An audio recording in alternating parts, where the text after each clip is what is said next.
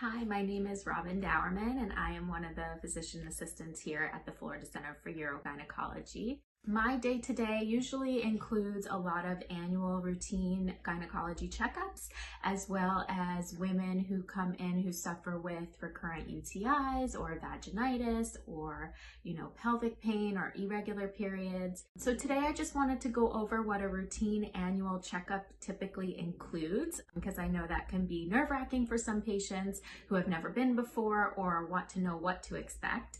So typically we start by just going over a detailed medical history. So that includes any medications you may be taking or surgeries you may have had in the past, obstetrical history, pregnancies, any complications, things like that.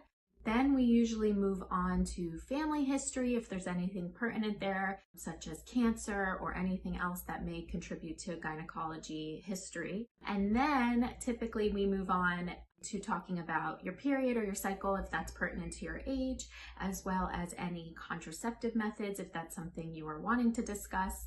And then we move on to the exam. So the exam typically includes just a thorough breast exam, me teaching you also how to do a self breast exam, and then moving on to a pelvic exam and possible pap smear. So pap smear testing typically starts at 21 and it typically goes until 65 depending on certain guidelines. This is not something you need yearly anymore, so this is something we will discuss when you come in to see if it's appropriate for you to have testing.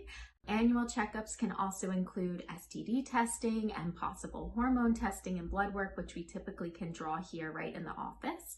And that's usually it. It's very straightforward, easy, and if you choose to come in for your checkup, I hope to meet you soon. Thank you.